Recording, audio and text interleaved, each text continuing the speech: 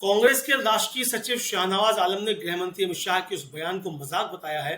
जिसमें अमित शाह ने अगले 5 साल के अंदर देश में ऐसी व्यवस्था लाने की बात कही थी जिसमें एफआईआर से लेकर सुप्रीम कोर्ट तक से 3 साल के अंदर न्याय मिल जाएगा। शाहनवाज आलम ने कहा कि भाजपा सरकार में सबसे ज्यादा संकट में न्याय और न्यायपालिका ही है, जहां विचारधारा धार्मिक पहचान के आधार पर जमानत और सजा मिल रही है। शाहनवाज आलम ने कहा कि जब से भाजपा सत्ता में आई है उसने न्यायपालिका के एक हिस्से को अपने सांप्रदायिक और कॉर्पोरेट एजेंडे से या तो सहमत होने पर तैयार कर लिया है या बाधा बनने वाले जजों को जस्टिस गोया की स्थिति में पहुंचा दिया है।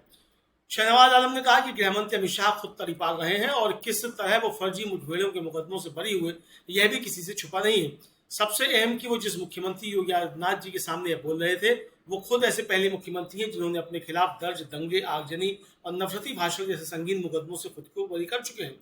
कांग्रेस नेता ने कहा कि जैसी व्यवस्था शाह अगले 5 साल में लागू करने की बात कर रहे हैं, अगर वैसी न्यायिक व्यवस्था रहती तो अमित शाह जी और योगी जी दोनों अपनी उचित जगह पर होते।